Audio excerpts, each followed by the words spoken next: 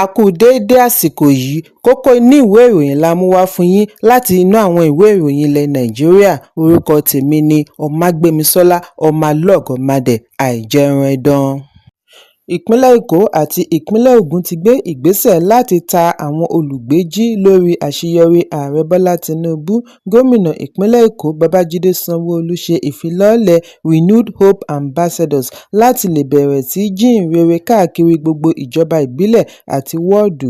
Gómìnà ìpínlẹ̀ Ògùn Dàpọ̀ Abíọ́dún bá àwọn tí ọ̀rọ̀ kàn sọ̀rọ̀ níbi tí ó ti yànnàná àṣeyọrí ààrẹ àti àǹfààní tí àtúpalẹ̀ òfin ọrọ̀ ajé pèsè fún ìpínlẹ̀. Gbogbo àwọn olóyè ẹgbẹ́ òṣèlú All Progressives Congress (APC) àti alátìlẹyìn tí wọ́n ya síta láti ìpínlẹ̀ méjèèjì ṣe àfihàn àtìlẹyìn tó nípọn fún àtúndìbò bí wọ́n ti jẹ́jẹ̀ẹ́ àti kó aráàlú jọ fún ìtẹ̀síwájú ìṣèjọba lọ́dún tó ń bọ̀.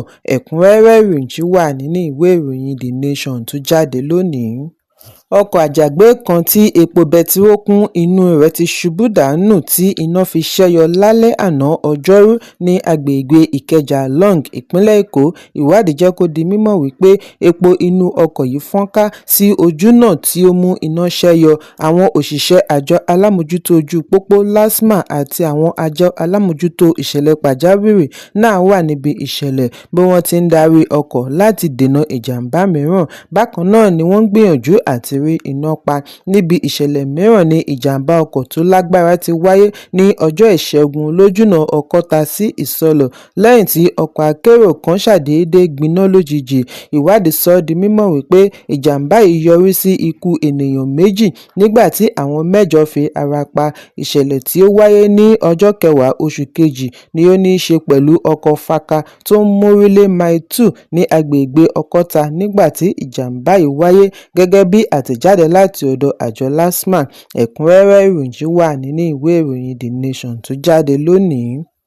Lánàá ní ilé-ẹjọ́ gíga ìpínlẹ̀ Èkó dá ẹjọ́ fún ará Chinese méjì tí wọ́n jẹ́ adarí iléeṣẹ́ Genting International Company Limited, Huang Aoyu tí wọ́n tún mọ̀ sí Ken àti Han Hongzhou, bí wọ́n ti rán ọ̀kọ̀ọ̀kan wọn ní ẹ̀wọ̀n ọdún 46 (46 years) lórí ipa tí wọ́n kó pẹ̀lú ẹgbẹ̀lẹ́gbẹ̀ bílíọ̀nù náírà owó jìbìtì orí ẹ̀rọ, cybercrime àti màgòmágó owó. Adájọ́ Daniel Osiago tí ó gbé ìdájọ́ yìí kalẹ̀ fún wọn ní àǹfààní owó ìtanràn mílíọ̀nù 65 náírà (56 million naira). Bákan náà ni ó pàṣẹ kí wọ́n ṣe community service ọlọ́jọ́ 3 kí wọ́n sì taari wọn padà sí orílẹ̀-èdè China bí wọ́n bá ti parí nǹkan wọ̀nyí.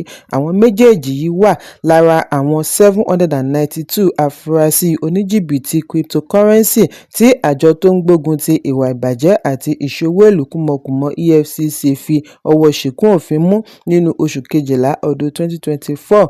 Ṣùgbọ́n olùjẹ́jọ́ kẹta Audu Friday bẹ̀bẹ̀ wípé òun kò jẹ̀bi ẹ̀sùn. Ọjọ́rú ni agbẹjọ́rò Bridget Omontena sọ fún ilé-ẹjọ́ wípé Huang àti Han ti pinnu àti yí ẹ̀bẹ̀ wọn àkọ́kọ́ kúrò ní not guilty sí guilty. Ilé-ẹjọ́ sì gbà. Lẹ́yìn tí wọ́n ka ẹ̀sùn oníkókó 7 wọn sí wọn létí ni Huang àti Han bẹ̀bẹ̀ wípé àwọn jẹ̀bi, ṣùgbọ́n tí Friday dúró lórí wípé òun kò jẹ̀bi ẹ̀sùn. Agbẹjọ́rò àjọ EFCC Bilikisu Bala Buhari wá rọ ilé-ẹjọ́ kí ó dá ẹjọ́ àwọn méjì tí wọ́n bẹ̀bẹ̀ wípé àwọn jẹ̀bi kí wọ́n má bàa pẹ́ lórí mi. Lẹ́yìn ìdájọ́ ilé-ẹjọ́ ni adájọ́ tún pa á láṣẹ kí ìjọba gbẹ́sẹ̀ lé ohun ìní wọn tí wọ́n rí gbà bí ìwádìí ṣe ń lọ lọ́wọ́.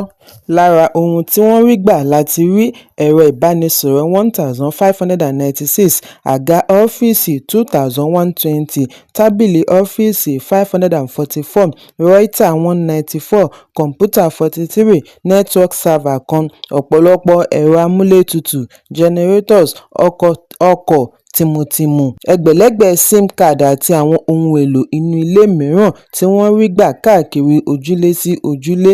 Ẹ̀kúnrẹ́rẹ́ ìròyìn wà nínú ìwé ìròyìn Punch tó jáde lónìí.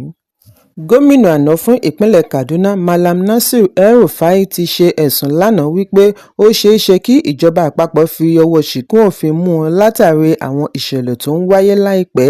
El-Rufai ṣe ẹ̀sùn yìí níbi ìfọ̀rọ̀wánilẹ́nuwò pẹ̀lú ilé-iṣẹ́ ìròyìn BBC lédè Hausa bí ó ti fi ẹ̀hónú rẹ̀ hàn lórí ohun tí ó ṣe àpèjúwe rẹ̀ ní ìdúkokò nídìí òṣèlú tó ń fojoojúmọ́ peléke sí i tako ẹgbẹ́ alátakò.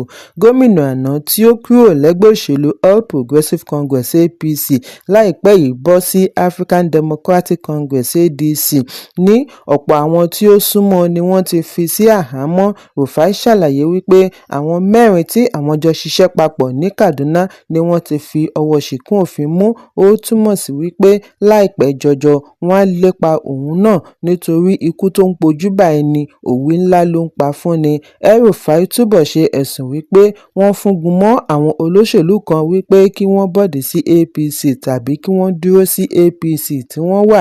Ó ní ẹgbẹ́ tó ń ṣèlú lọ́wọ́ ń fi tipátipá mú àwọn kan pinnu láì jẹ́ kí wọ́n ṣe ìfẹ́ inú wọn. El-Rufai tí ó ṣe gómìnà ìpínlẹ̀ Kaduna fún ọdún 8 ló ti ń bu ẹnu àtẹ́ lu ìṣèjọba ààrẹ Bọ́lá Tinubu àti adarí ẹgbẹ́. Èsì rẹ̀ yìí wáyé láàrin awuyewuye tí ó dìrọ̀ mọ́ bí wọ́n ṣe fi ọwọ́ ṣìkún òfin mú AGF àti mínísítà àná fún ẹ̀ka ìdájọ́ Abubakar Malami, ṣùgbọ́n ìjọba àpapọ̀ àti ẹgbẹ́ òṣèlú APC kò tíì fèsì lórí ọ̀rọ̀ El-Rufai títí di àsìkò ìkóròyìn yìí jọ. Ẹ̀kúnrẹ́rẹ́ ìròyìn wà nínú ìwé ìròyìn Punch tó jáde lónìí. Ikọ̀ ológun 3 Brigade láti iléeṣẹ́ ológun Nàìjíríà ti gba àwọn 8 kan kalẹ̀ nínú àwọn 10 tí afurasí adàlúrú jí gbé lánàá níbi ayẹyẹ ìgbéyàwó kan tí ó wáyé ní ìjọba ìbílẹ̀ Shanono ní Dabawa, ìpínlẹ̀ Kano. Orísun ìròyìn tó ṣeé fọkàn tẹ̀ sọ fún iléeṣẹ́ ìròyìn NAN lónìí wípé àwọn agbébọn kan tí wọ́n wọ aṣọ ológun military camouflage ya wọ ibi ìnáwó tí wọ́n sì jí èrò wọ̀nyí gbé lọ. Wọ́n ní lọ́gán tí iléeṣẹ́ ológun gba ìròyìn yìí ni wọ́n ta mọ́ra tí wọ́n fi kojú àwọn wọ̀nyí níbi wọ́n ti ń sálọ ní abúlé Garu nítòsí. Orísun yìí ṣàlàyé wípé wọ́n lépa àwọn wọ̀nyí dé Katsina Gidam Mutumdaya. Láàárín ẹ̀ ni wọ́n rí obìnrin 8 gbà kalẹ̀ ní ayọ̀ àti àlàáfíà tí wọ́n sì ti darapọ̀ mọ́ mọ̀lẹ́bí wọn bí ìgbìyànjú ṣe ń lọ lọ́wọ́ láti rí àwọn 2 yòókù gbà kalẹ̀. Ẹ̀kúnrẹ́rẹ́ ìròyìn wà nínú ìwé ìròyìn Vanguard tó jáde lónìí.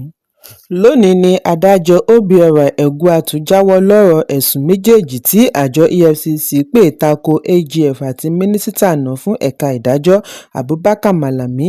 Adájọ́ Egwuatu tí adájọ́ àgbà láti ilé-ẹjọ́ gíga adájọ́ John Soro ṣẹ̀ṣẹ̀ gbé ẹ̀sùn fún láti yanjú ní òun pinnu àti yọwọ́ lórí ẹ̀sùn méjèèjì fún ìdí tí ó yé òun nìkan personal reason àti fún àǹfààní ìdájọ́ òdodo.